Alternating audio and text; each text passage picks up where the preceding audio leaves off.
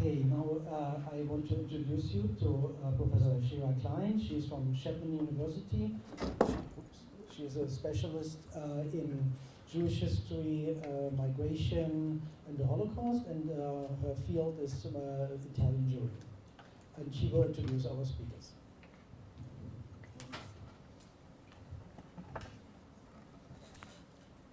Good afternoon, everyone. Michael, do you want to come? So I'll start by introducing Michael Geheran, and then after Michael's talk and the Q&A, I'll introduce our other speaker. Michael Geheran is a postdoctoral fellow in history and atrocity studies at the U.S. Military Academy at West Point. His work has been published in Central European History and other journals, and he's co-edited a book entitled Beyond Inclusion and Exclusion, Jewish Experience of the First World War in Central Europe, which came out just this year. Congratulations. And he's currently working on a monograph based on his doctoral research, which examines the experiences of German Jewish World War I veterans during the Holocaust.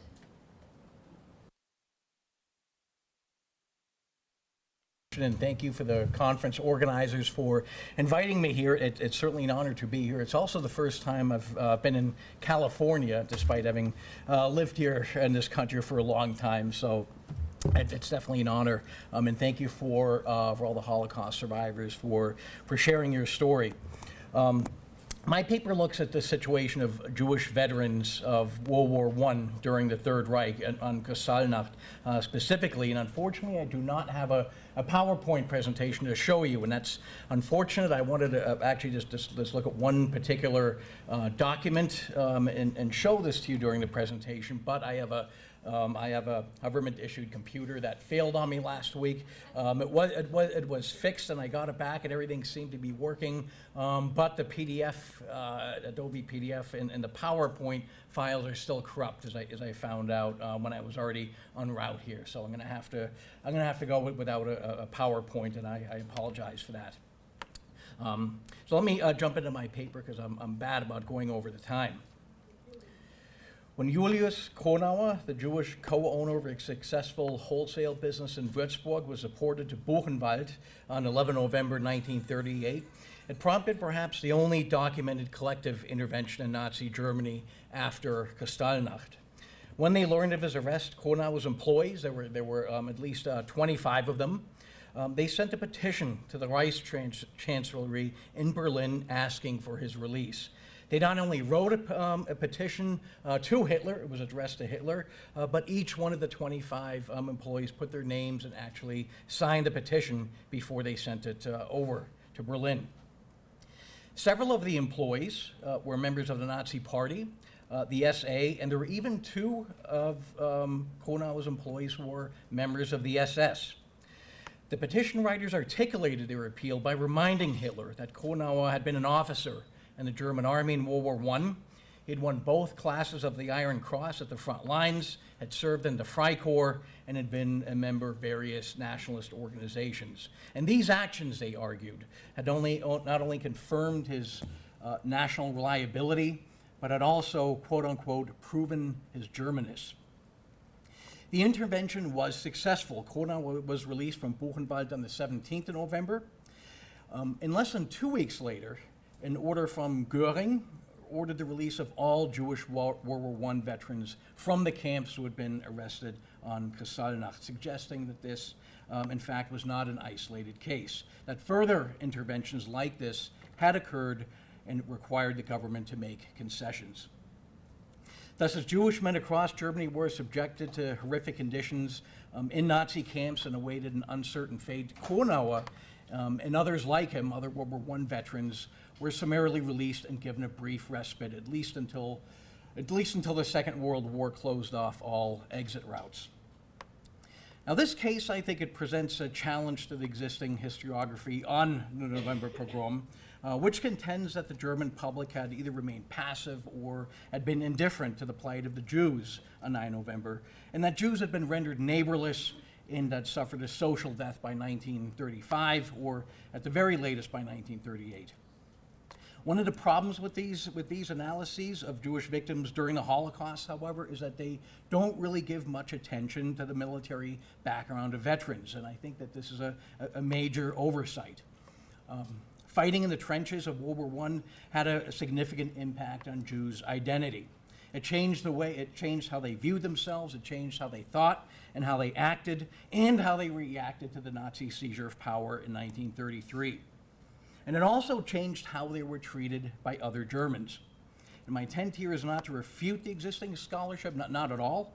That's not my purpose, but rather I want to complicate it. I want to re-examine Germans' responses by analyzing how and why people like Julius were able to avoid the fate of the other Jewish victims. And so my paper has three objectives. Number one, it throws light on older discourses, traditional discourses in German society, which equated military sacrifice with national belonging, and saw the Frontkämpfer, the frontline veteran, as the highest embodiment of the nation. These discourses, I argued, did not abruptly end in 1933. They persisted throughout the Third Reich.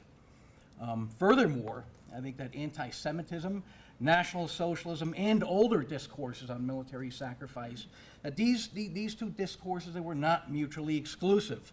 And we see here that as late as 1938, they existed in tandem. They existed side by side during this period.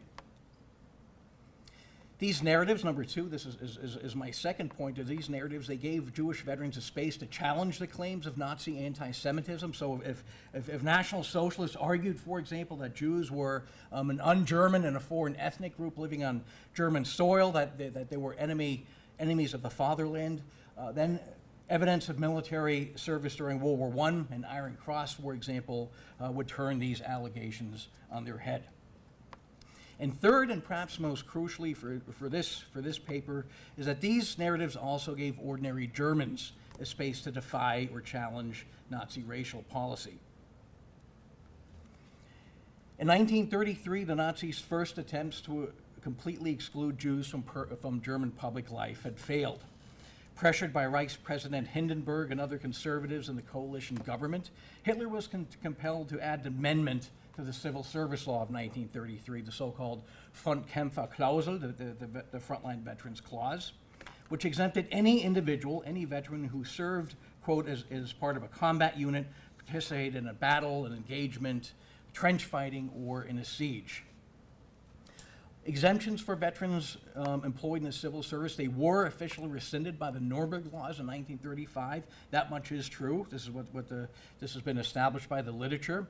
But there were protections that remained in effect in the medical and the legal professions until 1938. So, for example, if you were a Jewish doctor or a lawyer in government service, you would not lose your job until early 1938, or in some cases after the pogrom. And so if we look at Nazi racial laws in the early years of the regime up until 1938 and even after, there was a pattern that emerged after the seizure of power, and that's that after each piece of major anti-Semitic legislation, the regime was then forced to rescind or lessen the restrictions for Jewish war veterans. Now, the Veterans Clause did much more than allow some Jews to keep their jobs, however. It established Jewish veterans, the Frontkämpfer, as a status group in Nazi Germany. Now, be sure that this was relative. The status was relative. They weren't endowed with any kind of special power or influence. But I think crucially it defined veterans as a separate category, a different category that was separate from quote-unquote ordinary Jews, a group nominally entitled to special rights, privileges, and exceptions. And this dichotomy entered public discourse in Nazi Germany. Frontkämpfer became a status that increasingly informed public discussions about the Jewish questions during the Nazi years. It changed the way how people talked about and discussed the Jewish question in public. And it gave Jewish veterans a means to defy the category Jew and be considered members of a subordinate yet privileged minority.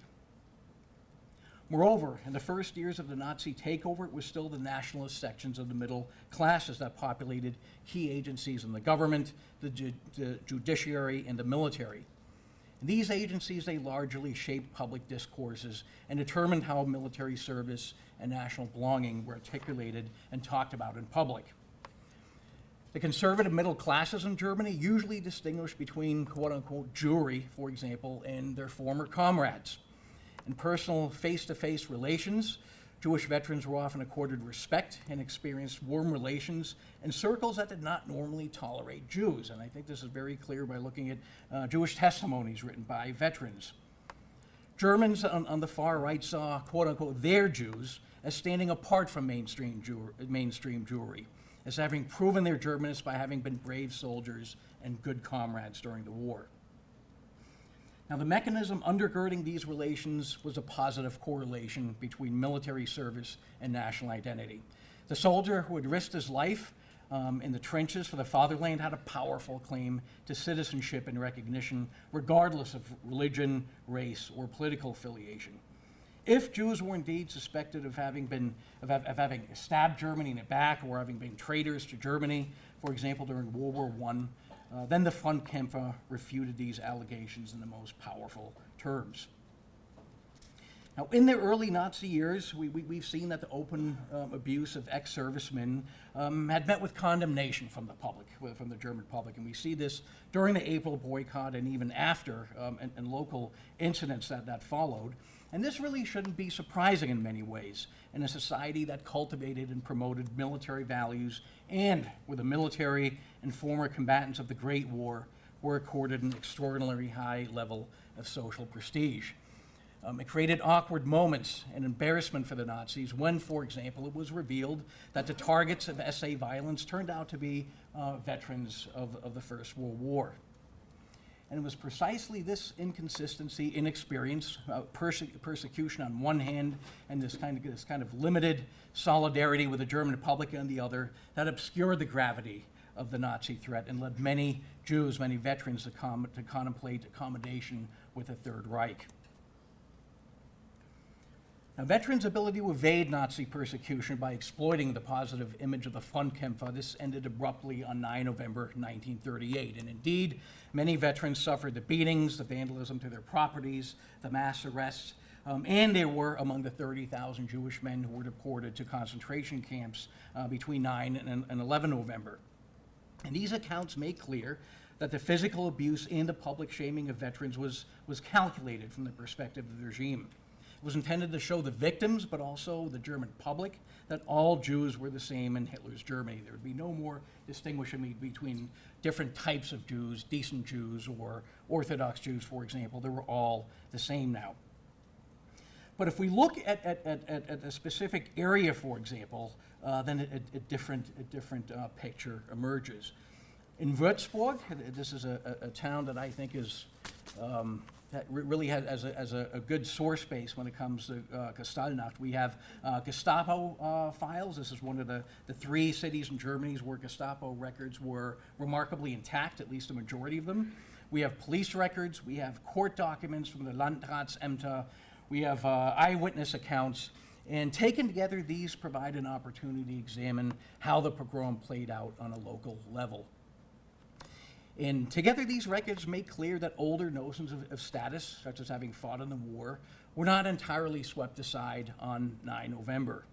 We know, for example, that in certain cases, veterans successfully deployed the symbolic capital of the war, for example, showing an Iron Cross or a military ID, to make an impression on the perpetrators. It often saved them from arrest, harassment, or a far worse fate. And in Estenfeld, for example, this is a suburb of Würzburg during the night of the pogrom, a former officer and holder of the Iron Cross somehow managed to make his way to the town hall, where he found the mayor and he pleaded with the mayor to spare his home from demolition and to spare his family. And the mayor acquiesced. He ordered the local SA leader to leave this man's house alone. The SA troop that forced its way into Albert Dreyfus's home was led by a member of the criminal police, not the SA or SS, but a regular police officer who, after seeing Dreyfus's officer's sword in his home, ordered him to show him evidence that he had been a soldier during the war. And after looking over Dreyfus's military papers, the officers gathered his men and left. And he said, according to Dreyfus, we'll leave we'll leave everything in order. And he even handed the man his calling card in case any other SA troops show up at his house. And through a miracle, Joseph Levy, also a Würzburg resident, and his son survived the pogrom unscathed because the latter presented his military ID to the SA men. And he wrote in his memoirs, "This made an impression on these ignorant chaps, and they left us in the apartment alone." Now, the decisive factor in many of these cases was that the perpetrators tasked with making the arrests were either overruled or restrained by regular policemen or public officials or by quote-unquote moderate party members. And so under certain conditions, I mean, we have evidence here, not just here, there are many more examples I could read to you, but given the time, I can't. But there are many examples where invocations of military service offered some protection when regular law enforcement or moderate party officials were involved. But crucially, I think these testimonies suggest that the policemen or SA men who made these decisions did so without fear of repercussions. Now, based on Jewish testimonies that were not challenged or they were not overruled by their colleagues, nor did giving preferential treatment to their comrades, to old comrades or Jews who had served in the war, contradict their National Socialist credentials or endanger them. And we have other testimonies, not in Würzburg, but for example, from Heinrich Babb. He was a Gestapo official in Frankfurt at the time, and he also confirms, that in Frankfurt, Jewish veterans, they were let go. They were released right afterwards, and this is kind of mentioned in passing. But I think it goes to show that, this was not out of the ordinary. The fact that this was done did not diminish his standing within the Gestapo. Now, this brings us to the case of Julius Kronauer. He had been, as mentioned, he'd been a former officer. He had been decorated, he'd been in the Freikorps, and he'd been in various nationalist organizations. His business had actually survived boycotts and agitation by local party members, and it remained solvent until the pogrom in 1938. It was still operating. In addition to the letter of appeal that I mentioned earlier on that was sent to Hitler, there was also a similar letter, almost exactly the same letter, that was sent to Franz Ritter von Epp. He was the Reichsgovernor of Bavaria. And based on this evidence, it was Epp's intervention that was decisive in securing Kronauer's early release from Buchenwald on 17 November. And 2 points are crucial here, and I wish this is the one document I wanted to bring in. I wanted us to look at this letter together because I think it's a couple of points are crucial here. And first is that the petition writers make it clear that they did not object to attacks on Jews during 9 and 10 November. Quite the contrary. They make it clear that they condoned or supported the pogrom. And they wrote, quote, "We stand behind our racial comrades, Volksgenossen, who avenged the crime in Paris, and don't challenge National Socialist principles, but plead that you make an exception," the petition stated. The writers then contrast the negative stereotypes of these unassimilated Eastern European Jews, these Polish Jews who had been responsible for von Rad's death, and they contrast that to Kronauer's Germanists, invoking his service in World War I, his staunch national leanings. And they say, quote, "The tragedy of this case is acknowledged by the enclosed signatures of each of the firm's SA and SS men. With Kronauer, we can generally speak of a German Jew who's more than one time declared that he will remain a German until it kills him," unquote. And second, is mentioned, is crucially here, is that there were no consequences for the writers of this petition. The Gestapo formally opened up a follow-up investigation into the origins of the letter, yet their findings were inconclusive. They opened one, and they opened, you see this in the 25 members and their Gestapo files, but they ended it 3 weeks later with no conclusion, saying, quote unquote, "Surely a Jew was involved." I have like 2 minutes remaining, so I'm going to go to my conclusion here. And by the way, I think there were many petitions on the behalf of Jewish veterans during Kristallnacht. They all take a similar form. The petition writers usually always make it a point to state that they support Hitler's anti-Semitic policy, that they support the actions being taken against Jewry, about removing Jewish influence from Germany. And then they use that as an opportunity to kind of contrast why their comrade, or particularly Jewish veteran, was different than these Jews who should be being persecuted. Now, several conclusions, two conclusions that I'll briefly mention. And first is that under certain conditions, veteran status enabled some Jews to evade arrest during the pogrom, and that many Germans still perceive the persecution of veterans or other types of decent Jews differently than measures that targeted quote-unquote Jewry. And I think this says something important about older traditional discourses in German society. Number two, these interventions are also a reminder that collective protests against the regime's anti-Jewish measures could be effective. They did work. We have plenty of evidence about that. And that government officials tended to back down when faced with significant public opposition. Like Julius Kornau's employees in Würzburg, I think this case also demonstrates the limits of interventions confined to protecting individuals, that is, friends, comrades, not Jews in general, but just individuals. In the end, they did little to mobilize public opinion against the injustices committed against the Jewish population, nor did they weaken the Third Reich's power of popular appeal. I mean, many of the people who were vouching for their Jewish comrades were also perpetrators and endorsing and encouraging the anti-Jewish pogrom at the same time that they were protecting this one Jew. Crucially, and I think here's an important point, these interventions did not put a brake on the regime's radical anti-Semitic agenda. To the contrary, I think that they even, in many ways, they even legitimized it. For by drawing attention to the dishonorable or unfair treatment meted out to a veteran of Frontkampf of World War I, and claiming that these individuals were exceptional and superior even to other Jews, ordinary Germans who were making these claims, I think they simultaneously promoted and reinforced the Nazis' rationale for pursuing their campaign against Jewry.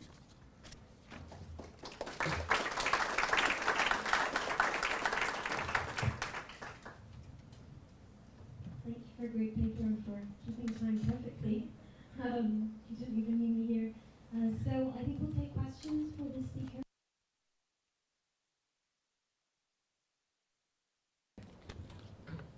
I have a question on World War I veterans who are still active in the military, officers and enlisted. Were they given any different treatment? Should I answer them one by one, or? Yeah, I think answer them one by one, and we'll do that for maybe 5 questions, and if there are any more, then we'll take them in a group. Okay. So you're talking about active duty Jewish officers and enlisted men who were in the Wehrmacht, or? Status, but still in the military. Okay, that's a good question. There were actually, up until 1934, there were still several Jewish officers in the German military. They were expelled in 1934 when the Aryan paragraph, the so-called Aryan paragraph, was introduced. There were about, I believe, about 130 Jewish soldiers that were expelled at that time. So by 1938, there were no more Jews serving in the German military. There were a handful still by 1935, but they were a handful by 1935, but they were gone by this time. Oh, sorry, I didn't see. Quick question. It's fascinating. Wendy Lauer, Tower McKenna. I thought it was interesting how you started with the attempted removal of the vets from their civil service positions, right? So there was some resistance there, or how there were exemptions on that were applied.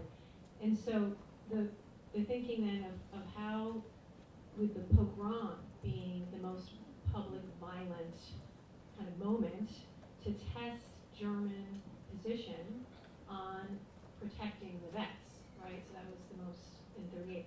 In 35, though, there was anti-Jewish legislation that sought to remove, and I wanted to find out if you knew any more about this, to no longer honor the World War I vets in memorial services, and to try to remove their names from the memorials, because of course after the First World War you have this big boom in memorial culture for the fallen, to try to erase them from those local histories, from those memorials. And I wonder if you read anything about that, if there was any resistance on the part of the local population, if it's part of that whole trajectory from 33 to 38. This is 35. Mm-hmm. That's a really interesting question, and that's an issue that Tim Grady has written about. He wrote a book about Jewish memorial culture and World War memorialization during the Weimar Republic in the early years of the Third Reich, and he comes up with some very interesting examples of where after 1935, indeed, some of the war memorials that were built during that time, they did not include the names of Jewish members of a certain regiment or from a certain town who had died in the war or who had served. And if you've seen these memorials before, usually in a German town, they have lists of names of either the fallen. Sometimes they have the list of names of all people of a certain regiment who had been in that regiment and who had been in battle. So in some cases, they were indeed excluded. However, there were a number of instances where certain regimental associations were building these memorials that they protested and actually demanded that all the dead of World War I were to be put, their names were to be put on a monument, even those Jewish names. And in many cases, that the Nazi ordinance for forbidding that was overturned. So you have, and I think if a lot of that had to depend on the local circumstances there, where you had in regions of East Prussia, for example, or in Nuremberg, where you had a strong tradition of anti-Semitism and where the Nazi Party had always been strong. There, you most likely you would have these laws enforced. However, in other cases, they were not. Does that answer your question? Go Okay. ahead. Yeah, thank you very much for your talk. And I was specifically interested in the question of petitions. I'm doing, to reveal, I'm a little bit selfish because I'm co-editing a volume on Jewish petitions, and so I wanted to ask, you talked about petitions in favor of Jews. Did you come across petitions done by veterans themselves, Jewish veterans, on their own behalf? And how does maybe if at all, does the language differ from these non-Jewish petitions? Yeah, interesting question. Yes, there are. I've come across many letters written by veterans who petition local officials, who petition sometimes higher ups in government, Goering even as far up as Hitler, for exemptions. And usually these petitions, they do kind of follow a certain pattern. And most of the time, I think in Jewish petitions, the petition writers, they talk about German comradeship and the moral code of comradeship, which demands that all former soldiers, that they stand by each other in times of war and peace, regardless of the circumstances, no matter what. And then they invoke this ideal of comradeship and kind of contrast it with this unfair and dishonorable treatment that Jewish veterans are being given by the Third Reich, and kind of taking these contradictions and using this as an argument to be included in the Volksgemeinschaft, unlike other Jews who had not served in the war. So I think here too they invoke these older discourses in German society, which I think are still very much there, and which persist during the Third Reich. They kind of act in tandem and coexist with National Socialism. But yeah, using these old narratives, and showing how these are kind of being dishonored, seems to be a strategy. I have a note and a question. The note is, my wife's grandfather was arrested in 34, I think, 33, 34, 35, and brought to Gestapo headquarters in Braunschweig, and his wife went to the Gestapo headquarters with his Iron Cross, and he was released. The other question is, as an American historian, there's a similarity in the story here. I'm curious if you've ever looked at comparative, that if you look in this country after the Civil War, after wars, marginalized groups who have participated in the war as veterans claim that they insist that they deserve better treatment and be regarded as true Americans. After the Civil War, it's Irish. After World War I, it's blacks and Eastern European immigrants, and the same again after World War II. So I'm wondering if you ever looked at this in comparative perspective of veterans who claim to be part of the national body, previously marginalized groups who are veterans who claim to be part of the national body and get better treatment because of it. I'm glad you pointed that out, and yes, there are some really good studies by Jennifer Keene, for example. She comes to mind, and many others who've looked into African Americans after World War I, for example, and different minority groups after World War I, also in Europe.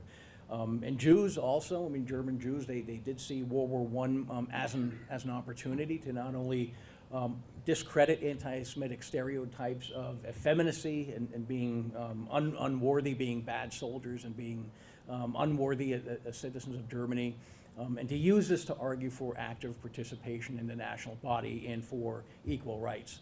And certainly that this was a big factor. If you look at the number of Jewish war volunteers in 1942 was in 1914 it was very high. And their memoirs state, and their diaries state, that they hope that their sacrifices would finally make it clear to other Germans that they are German too. So certainly social acceptance was what they were aiming for. Thank you for a fascinating paper. I was reminded of research my colleague Kim Bunchman has done about concentration camps, and specifically so-called November Jews who were taken into the camps after Kristallnacht itself. And she talked about how those prisoners, some of them themselves, use this same rhetorical strategy of referring to their war veteran status. And very occasionally it is somewhat successful. And she argues because the camp SS are so enamored of what they imagine military values to be that it actually can sometimes secure somewhat greater leniency and treatment for these prisoners. So I was just wondering, on that basis, how you see this rhetorical strategy playing out in the context you're talking about, so outside the camps before these men are in the camps. What's the prospect of success for this type of argument? I know it's very hard to quantify, but how far is this successful for these men, making reference to their veteran status and to military values more broadly? And how different is it making that argument outside the camps to inside as well, Shira? I think it's the situation in the camp was very much different here. Many Jewish veterans, the ones who were arrested, they did bring their Iron Cross and their military IDs to the camps. And there are many testimonies, we hear of many cases where a Jewish veteran tells an SS guard or shows an SS guard his medal from World War I, and usually the results were quite different. I mean, at Dachau and at Buchenwald, we're not talking about the conservative middle-class German public, but we're talking about an ideological elite. I know that's probably not the right term to use, but these were men who were of the war generation, or they were much younger. They had not served in World War I, and they had been indoctrinated in the SS. And they really saw the Jewish veterans. They didn't. I mean, military service did not change the fact that these were Jews, that they had Jewish blood flowing in their veins.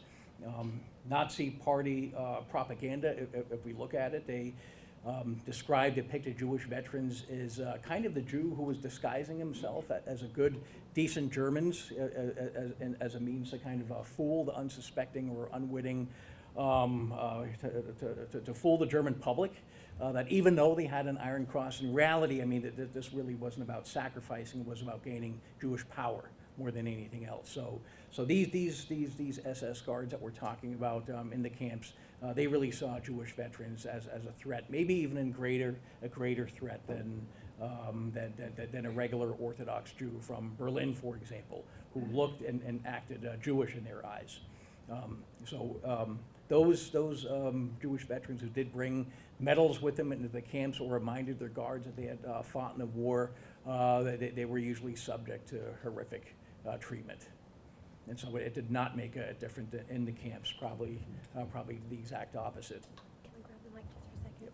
Okay, we've got 5 minutes and 3 questions. So let's take all 3 questions, 4 questions in a row.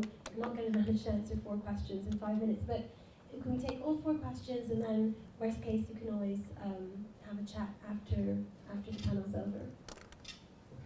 Okay, excuse me. My mother was raised by a single mother whose husband died during World War I. Excuse me. And during the course of things, my mother finally got out of Germany in '36.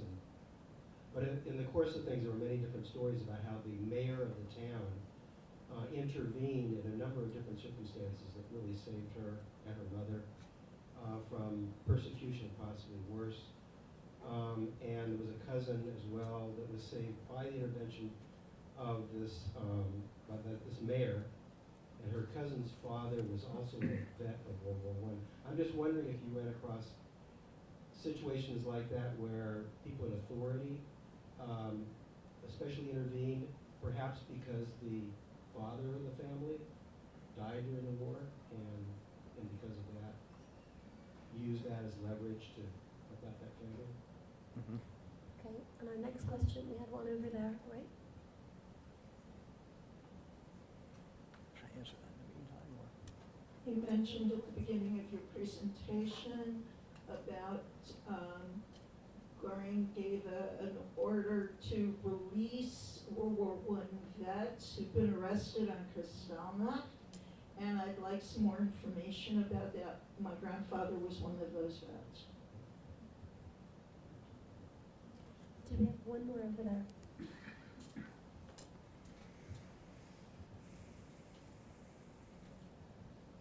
Yeah, you gave some very impressive positive examples where there were successful petitions. I was wondering if you also came across negative examples, so where petitions weren't successful, because I know that in many testimonies you find explicitly people are talking about help that was given to them, but more often other topics like help that wasn't given or isn't such a big topic because it isn't a positive remembrance. So I just wanted to ask if you can contextualize that. Mm-hmm.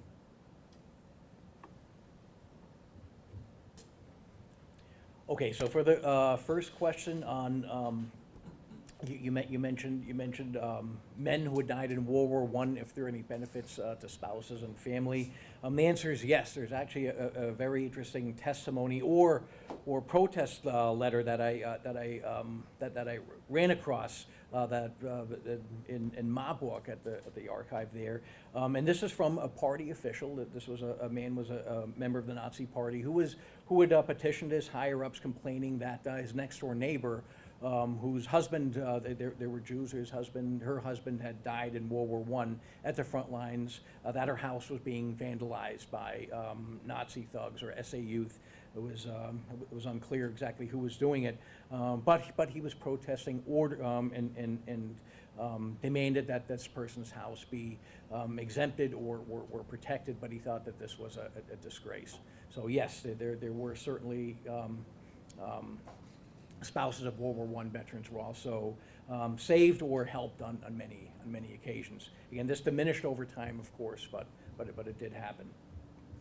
Regarding Goering's order releasing all the veterans from the camps in late November, unfortunately, this is really perplexing, and it's really frustrating for me because I don't have any in the records. There's no we don't know exactly why this order was issued, and there's no record of follow-up action. So it's very confounding. I mean, we have the order, but we don't know exactly if there was an incident or an event that precipitated his decision. Evidence suggests, however, and again, based on police reports, based on Gestapo files, if you look at the Gestapo files of veterans at Kristallnacht, you see in the veterans' interrogations, for example, in the interrogation report, oftentimes you see character witness statements that had been produced by somebody's former commander or a comrade, for example, or letters that had copies of letter that had also been sent to higher ups. So we know that during this time, police offices as well as government agencies were being inundated with with petitions, and they were expecting more of them to follow. And Goering himself was often seen as somebody who was very, who was likely to help veterans. I mean, he actively promoted his own wartime service in public. So it was undoubtedly he received many of these letters himself. But I don't have any more information. I don't think we really know exactly the circumstances of that order. Unsuccessful petitions, yes, I have come across them, and there were many unsuccessful petitions, and you come across more of them, the further on you go. In 1933, Jewish veterans, they had a powerful claim to be exempted from anti-Semitic legislation, and to be sure this diminished as time went on. So there were certainly unsuccessful petitions as well. To a large degree, by 1938 and after, it really depended on whether you had connections to higher ups. Whether, and this usually applied to former officers who knew people who were now party members or members of the government bureaucracy, they could appeal to help. And it really mattered who you knew, old connections. Well, thank you so much for joining me and giving Mike a hand.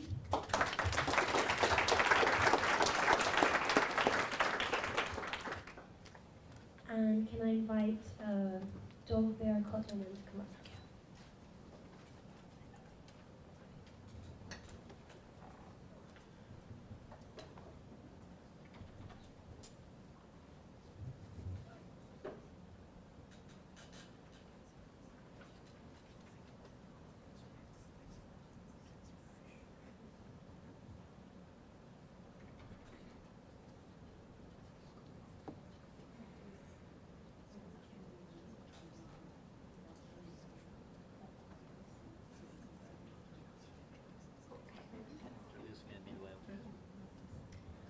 Okay, so Dovbear Kotlerman is Associate Professor at the Department of Literature of the Jewish People in Bar-Ilan University, where he was Academic Director of a Center for Yiddish Studies between 2011 and 2014.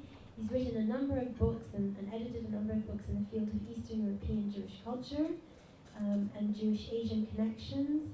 And I'll just mention one, which is his most recent one, Broken Heart, Broken Wholeness, the Post-Holocaust Plea for Jewish Reconstruction of the Soviet Yiddish writer Der Mister, and it came out in 2017.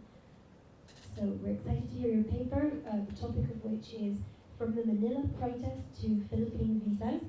And again, we'll have 20 minutes and I'll put up these kind of rhythmic warning signs towards the end. And the organizers of this conference for inviting me here, and let me take you to another corner of the world, to the Philippines. But before, a bit about Israel. It had become almost common knowledge the last time that between 39 and 41, hundreds or even thousands of Philippine visas were issued to Jews fleeing Europe. The Philippine President Duterte ended his recent visit to Israel in Rishon LeZion, not far from Tel Aviv, commemorating, I quote, his country saving 1,300 Jews in World War II, reported the Times of Israel on September 6. Duterte laid a wreath at the Open Doors monument in Rishon LeZion in a Holocaust Memorial Park.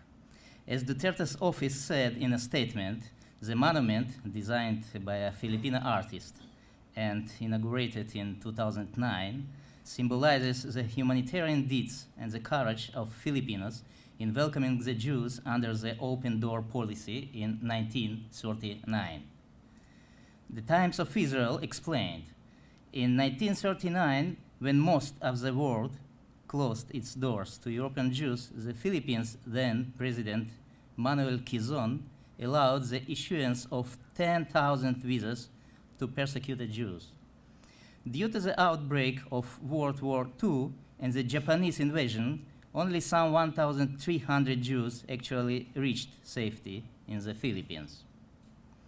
The number of the Jewish refugees, 1,300, is an issue in itself. In addition, of particular interest is the year 1939, given for the beginning of the policy, when the first Jewish immigrants that we could call refugees appeared in the Philippines in 1937. A connection with Kristallnacht, which relatively recently started to appear within the Philippine context, may well be the explanation.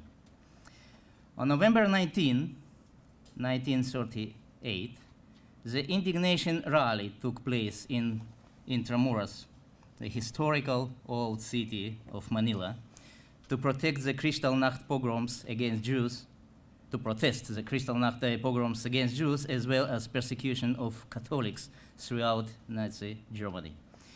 Over 1,000 participants, mostly non-Jewish, were involved in this unprecedented, at least for Asia, mass protest rally. It included representatives of the state, city authorities, the head of the Philippine Catholic Church, Archbishop Michael O'Doherty, and the president of the University of the Philippines, Jorge Bocobo. The rally was initiated not by the local Jewish community, then of about 300 members, but by the newly formed, mostly Catholic, Manila Committee for Racial and Religious Tolerance. The Manila Municipal Board adopted a resolution condemning the Nazi atrocities and welcoming the Jewish immigrants.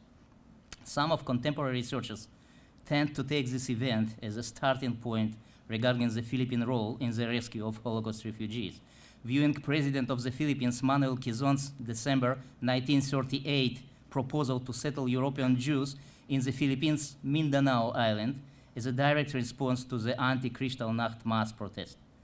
At the same time, the chair of the rally, Senator Quintin Paredes, a very popular politician, is mentioned much less. Maybe because Paredes served during the war on the Japanese-backed Laurel cabinet as a Minister of Public Works and Secretary of Justice. Right after the war, US military forces arrested Paredes, and the Commonwealth government charged him with treason as an active collaborator, along with President Laurel and others, including Professor Jorge Bocobo, the former rector of the University of Manila, and one of the main speakers of the rally. 2 years later, President Manuel Rojas granted them amnesty. Back to the 30s. Paredes was elected to the National Assembly in 1935, but resigned in the same year. Paredes had been a strong independent speaker under President Quezon's leadership, and his popularity had skyrocketed. Quezon considered Paredes as directly threatening his personal authority. Unable to dilute Paredes' influence, Quezon offered him a job as the Philippines resident commissioner to the US Congress. At first, Paredes rejected the post, but after Quezon questioned his commitment to public service, he accepted. On November 8, 1938, he returned to the Philippines and 2 weeks later organized the anti-Kristallnacht rally, announcing in such a way his comeback to the local arena. Later that year, he was re-elected assemblyman and became the majority floor leader. Actually, the rally may have been, at least partly, an acting out of the old rivalry between Paredes and Quezon. According to Jocelyn Martin of Ateneo de Manila University, in a place like the Philippines, there is no danger of an overdose of Holocaust memory. Respectively, in a place like that, all kinds of mytho-historical reconstructions look quite legitimate. Thus, President Benigno Aquino Jr. claimed on August 7, 2014, though the Philippines was thousands of miles removed from these events, he meant Kristallnacht, our forefathers knew that oppression like this could not go unnoticed. Showing no doubt that it is about Kizon and using Steph Krebs' theoretization on Jewish colonial cross-traumatic affiliation, Martin illuminates this phenomena in this way. Quizon's experience of discrimination under colonial rule allowed him to relate to the atrocities suffered by a people across the globe. In other words, cross-traumatic affiliation allowed solidarity between one Asian nation to a European one. The end of the citation. Reflecting on the help extended by the Philippines to more than 1,000 Jews escaping Kristallnacht, Martin automatically connects the anti-Kristallnacht rally in Manila and Quizon's following statements in support of the European Jews, even though there is no data or reference to President Quizon's part in the rally, in one form or another. There is also no mentioning of the rally in the official messages of the president. On the contrary, the messages bring Quizon's nearly anti-Semitic joke while speaking a bit later to Cabanatuan landowners on a custom among Jews to accumulate in a safe any sum of money which reaches their hands. I am not a Jew, concluded Quizon from his joke. From the other side, another document shows him as a man of principles. In 1939, President Quizon, motivated by broad humanitarian grounds, allowed Jewish physicians to take the medical examination and open their own practices in the Philippines, despite the Philippine Medical Association's opposition. In addition, in 1940, Quizon donated 7.5 acres of his property not far from Manila to establish a small working farm for some 40 to 50 Jewish refugees. On the dedication ceremony of the farm, he said, "It is my hope and indeed my expectation that the people of the Philippines will have in the future every reason to be glad that when the time of need came, their country was willing to extend a hand of welcome."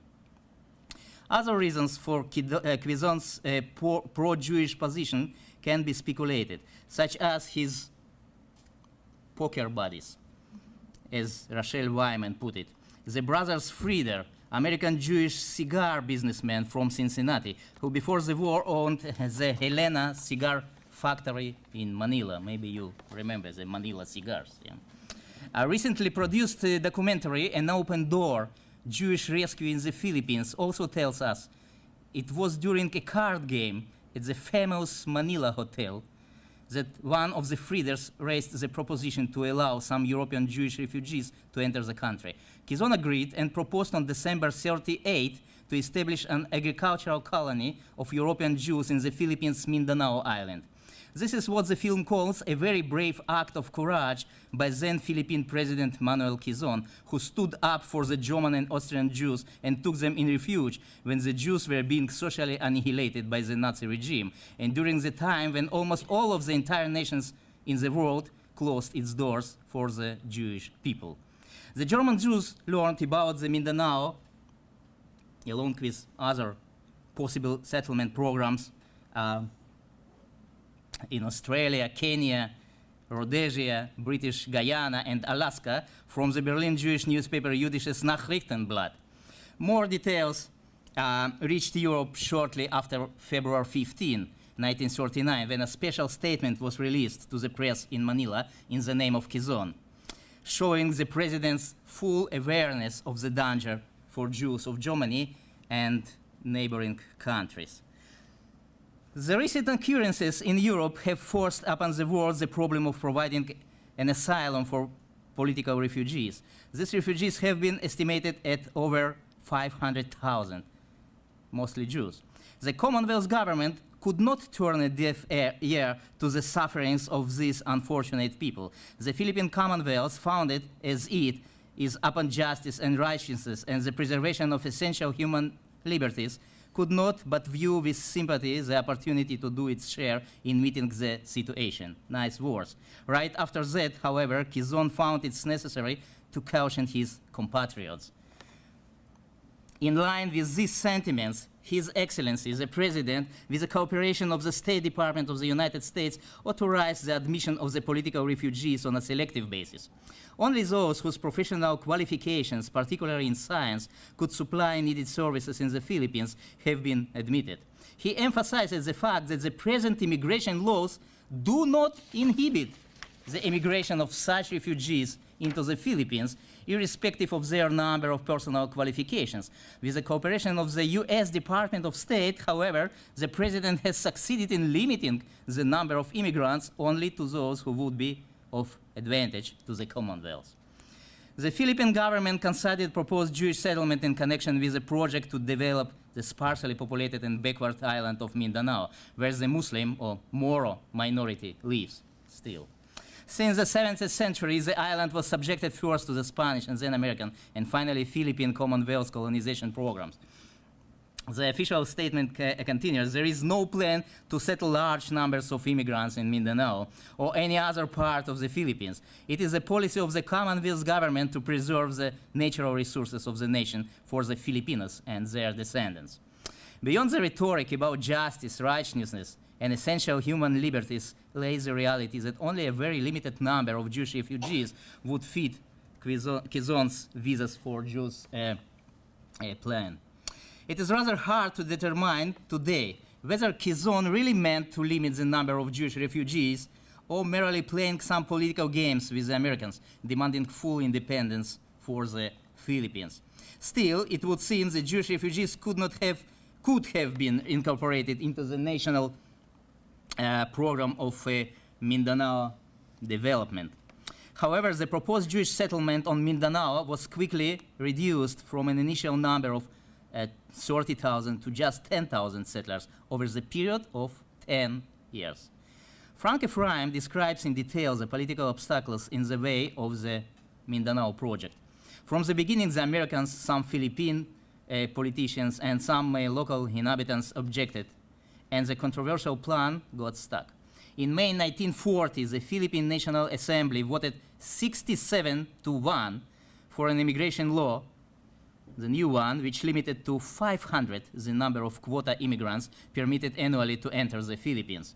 The law closed all the open doors, clearly opposing the immigration of large numbers of aliens, who from a Filipino viewpoint, as Aruna Gopinath explained, were primarily interested in the exploitation of the country's national resources. Of course, we can appreciate President Quezon's good intentions. On July 24, 41, 1 month after Germany invaded the Soviet Union, after closing all the ways to escape European war, Quezon wrote in a letter to the Jewish community leaders that every effort will be made to accommodate a number of Jewish refugees, not exceeding 10,000 over the period of 10 years. Less than 5 months later, on December 9, 41, the Japanese attacked Manila.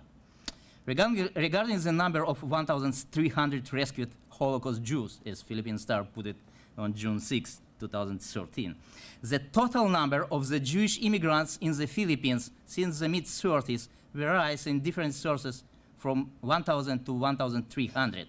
On September 8, 28 Jews that already fled the Nazi Germany came to Manila from Shanghai. This is how the precedent was set for a Jewish immigration to the Philippines. After that, some dozens of other refugees who had affidavits from their friends or relatives in the Philippines all managed to acquire the Chinese visa to Shanghai, came to Manila during 38-39.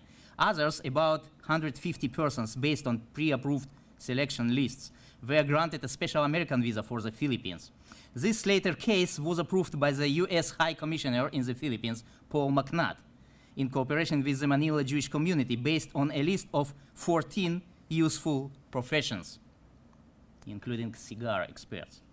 In a September 41 letter to the American Joint Committee, Morton Netzork, secretary of the Jewish Refugee Committee of the Manila Jewish community, estimated the number of the refugees to be about 900. Of these, only 736 were registered, 494 from Germany, 140 from Austria, 59 from other countries, and 43 held the so-called Nansen League of Nations passports. We do not know how many of them came after Quezon's Mindanao statement on February 39. One of the last recorded escapes to Manila was that of Abraham and Gusta Lipitz and their 3 sons, who reached the Philippines in early May 41 via Belgium, France, Algeria, Morocco, Portugal, the US, and Panama. This fantastic journey became possible without any connection to the rescue plans of the Philippine government, but just because Abraham Lipitz had a brother in Manila who sent him an affidavit and another brother in New York City who helped the family to acquire the US transit visa. Here is a letter of a German Jew who read about the Philippine visas in the press, written to President Quezon on April 26, 1939. The original style is preserved. Dear sir, I have the great honor to ask you for permission of immigration into the Philippines. I am 37 years of age, healthy and industrious. As you may learn from the enclosed testimonials, I am formed as handicraftsman. I should like to get the permission of immigrating also for my wife, Adele Schoneberg Rosenbaum, my daughter, 8 years of age, and my mother-in-law, Mrs. Lina Rosenbaum. I agree in accepting every kind of work. Yours faithfully, Ernst Schonenberg. According to Yad Vashem database, Ernst Schonenberg from Geistingen, not far from Bonn, his wife Adele Rosenbaum and their daughter Ruth perished in the Minsk ghetto, Belorussia, in 42. According to Gedenkbuch of German Bundesarchiv, also Lina Rosenbaum, née Forst, was deported and murdered. I found the letter in the rare books and manuscript department of the National Library of the Philippines in Manila, amid a bunch of letters of European Jews in broken English, German, and Spanish, dated spring-summer 39, when escape from Europe was still possible. Apparently, this letter went unanswered, as did similar petitions written following the information published after Kristallnacht about the possibility for German, Austrian, and East European Jews to acquire a Philippine visa. A certain Zygmunt Tauber of Webergasse 19, Wien, waited for 2 months for an answer from Manila, but no answer came. On June 1939, he dared to remind President Quezon about the urgency of his plea. Sir, you certainly know perfectly well the sad situation of the German, that Vienna Jews. I appeal once more at your heart and your humanity to accelerate the permission for me and my family to enter your dominions. I and my family are accustomed to work. We are well known in producing of finest Vienna body linen for ladies and gentlemen. I am sure I can employ many native people. Zygmunt Tauber was murdered in 41 in the notorious Kaunas 9th Fort. None of the over 4,000 applicants, plus 2 collective applications from Budapest on behalf of 2 groups of 5,000 persons each, and from Szeged in the name of 40 youngsters asked for financial. None of them asked for financial aid for travel expenses or accommodation in the new home. In some cases, even a deposit was proposed. Each applicant expressed his/her readiness to accept any work, including in agriculture. A number of applicants fitted the list of the 14 useful professions approved by the US State Department, but for some reason, also these applications went unanswered. A couple of years ago, I met Mrs. Petronila Garcia, then the ambassador of the Philippines to Israel, during a special event in Jerusalem. At the event, a Philippine marker was unveiled at the Jeanne Zwartendijk Memorial Garden, saluting President Quezon and his Visas for Jews project. A question of granting President Quezon with the honorific title of righteous among the nations was discussed, and I promised to find more evidence of Quezon's deeds and plans.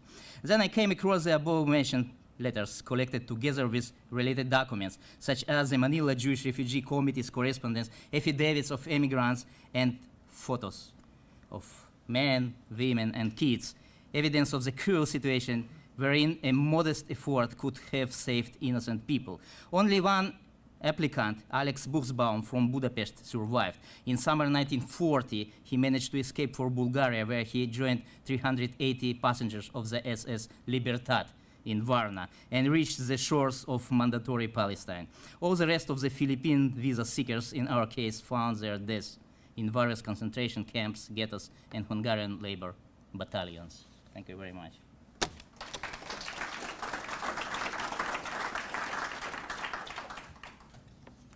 Thank you for a great paper. We'll take 15 minutes for questions. So And if you have one, just sort of catch my eye so I put you on my mental list.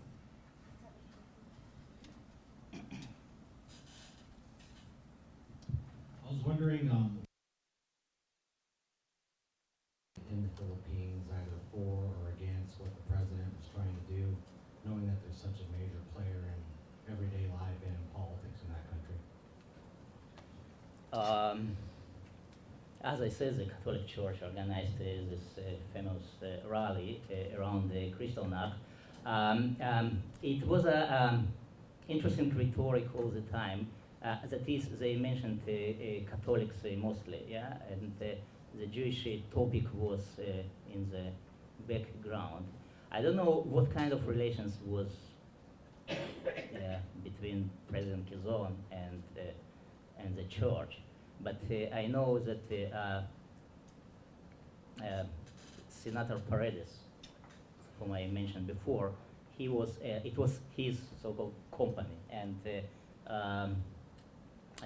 Professor Bokobo, the rector of the Ateneo University in Manila, was also a part of the company.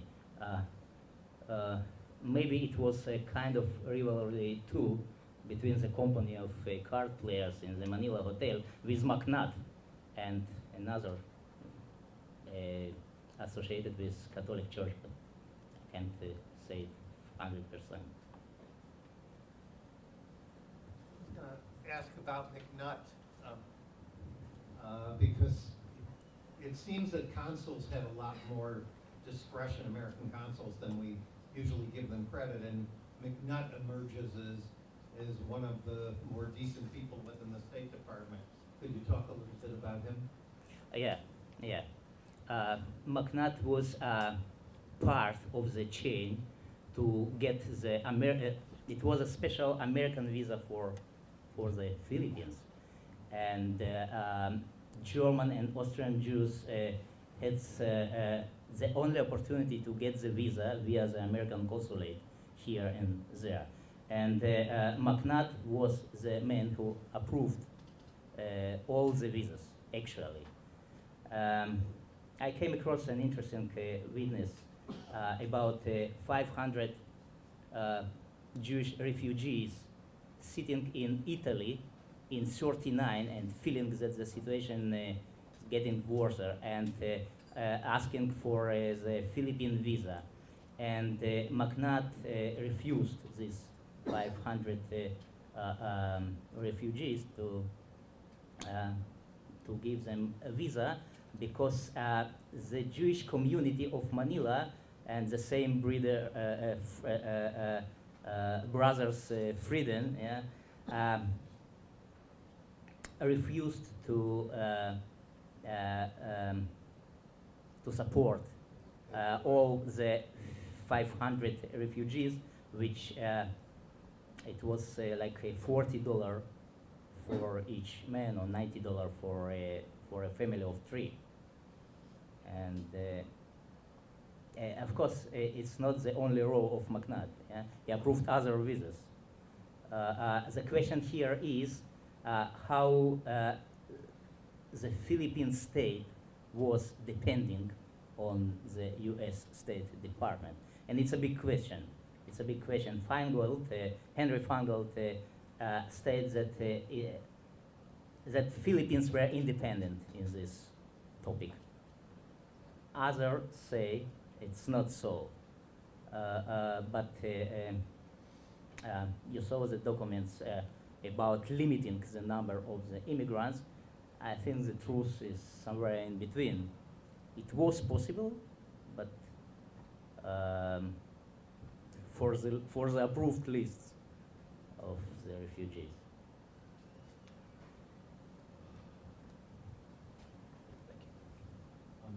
Thank you for this really fascinating paper that I think really brings out the international sort of global aspect of this conference. I thought it was very interesting that you had the slide of the monument in Israel, right? For this open door policy, so to speak, because it raises this question of the public memory of this kind of operation, because it seems to me that a big part of what you're trying to say here is that the reality of what took place in these years is much more complicated than the sort of the way that it's talked about in terms of the public commemoration of this open door policy. And this, it seems to me there are some parallels with perhaps other ways in which efforts by various countries to save Jews are simplified in some ways in terms of the way that they are commemorated or otherwise remembered in the public sphere. And I was wondering if maybe you wanted to put this into sort of the context of sort of other countries that did efforts to to save Jews and the way in which these various efforts are remembered in one way or the other. Of course, you felt that I'm very critical in this issue. Yes, I would say it's a kind of a new phenomenon in the last years of, I would call it the Jews rescuing phenomenon. And I think it's a question of time when we will hear from somewhere from India about rescuing of thousands of Jews, or from Zambia, or I'm not kidding. I think Zambia accepted more Jews than the Philippine open doors together, all the doors, and or say Uzbekistan, or such places. My position is, in one sentence, to stay against language laundering. If it's open doors, it had to be open doors, at least. Yeah. And what about other countries? Okay. I attended a year ago conference, Diplomats for Life, something like that, in Kaunas. And they spoke about Lithuania and the Japanese consul, then Japanese vice consul, Sugihara. And I wondered all the way how it comes to Lithuania. And but it was like a celebration of Lithuania around all this case of Sugihara, which we don't know about Sugihara, what it was actually, what kind of rescue and what the purpose of Sugihara was. And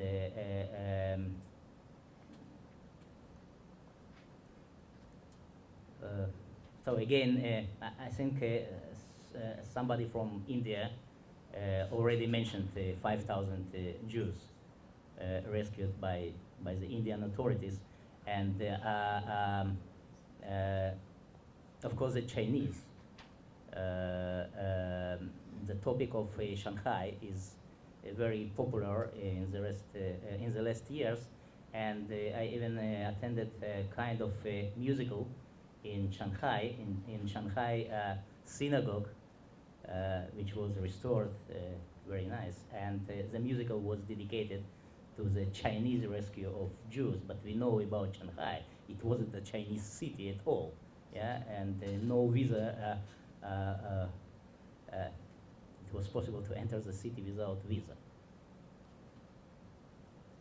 I wonder about the Frida brothers, whether you could elaborate about their motivations and context, whether they were self-made Shadlanim or something like that. Whether they were in some way had tradition of engaging with institutions or joined, for example. Can you elaborate on these individuals? I don't know too much about the brothers Frieder. Of course, it was a kind of Jewish solidarity, and really this poker play helped to some hundreds to enter the Philippines at the end. But in my eyes, it was from beginning to the end the Jewish initiative, and you can call the Shtadlanim or whatever. It's a story for itself. We are speaking about 5 brothers One was all the time in Cincinnati, and others in Manila. And indeed, they played poker each week in the Manila hotel with Macnat, with Quezon, and a couple of other Filipinos. And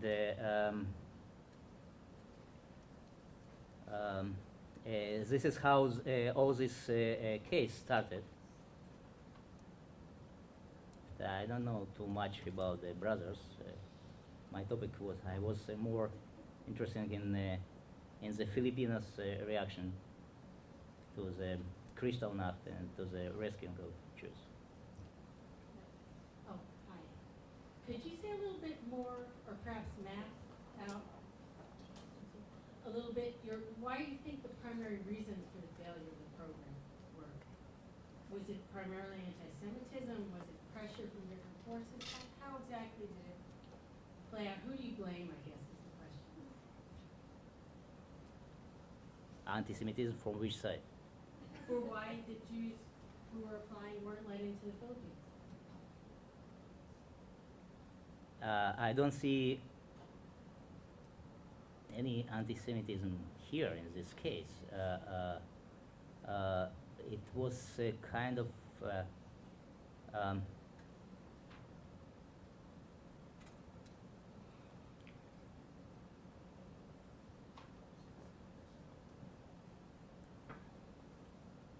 I don't think that President Quezon was at all interested in some programs like that. He was more involved in all kind of plays to hold this position further as a president, and this was his primary aim in all these years, actually since 35 until 41, till the Japanese attacked Manila. And the Jewish case found its way to the public sphere just recently, maybe 10 years ago or a bit more. As I see, it can serve very well both sides. Also Philippines, also Israel.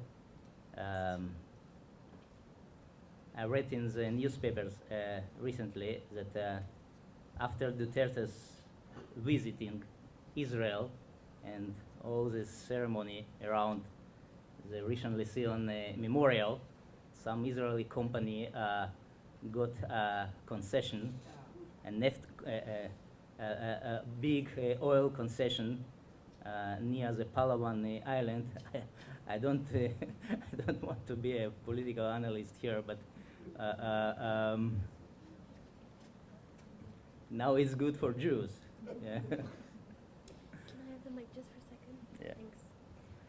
So how many more questions? We've got one over there. Is there anyone else who wanted to ask a question? Okay, so we'll take both questions, and then you can answer because we've only got 3 minutes left. I was unsure from your presentation whether a handful of Jews had actually reached the island of Mindanao, and if so, whether they, given that Mindanao has been in revolt for decades against the main part of the Philippines, whether they would have had to be resettled again and again to different places. Got one more question. Take the other question.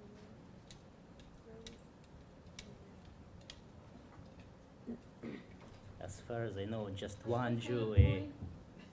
Point of information. There is a film about the whole story about the Frida brothers in particular, and the President Corazon and his daughter is interviewed. She refers to him as a moral man. I don't remember the name of the film. It's called Open Doors. Open Doors. I mentioned this film. I think it's, but it gives you an idea of the family. They would stay 2 years at a time, one brother or two brothers. They had a very nice life, and then they would switch and go back to Cincinnati. At that time, I think I would probably have rather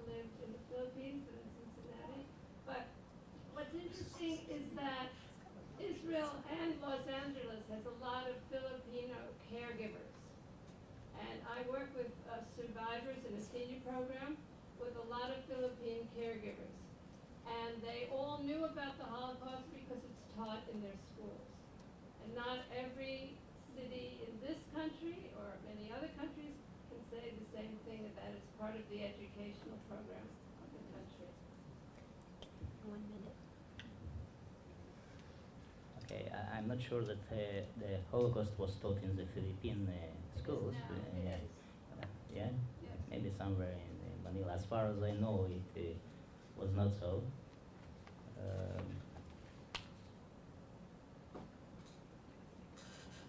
Did you want to refer to the things? Regarding the Mindanao, as far as I know, just one Jew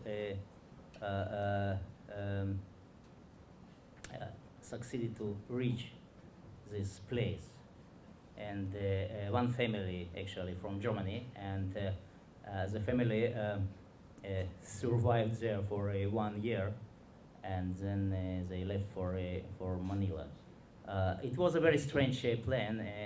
I saw the program also in the somewhere in the archives of the National Library of the Philippines. It was a plan to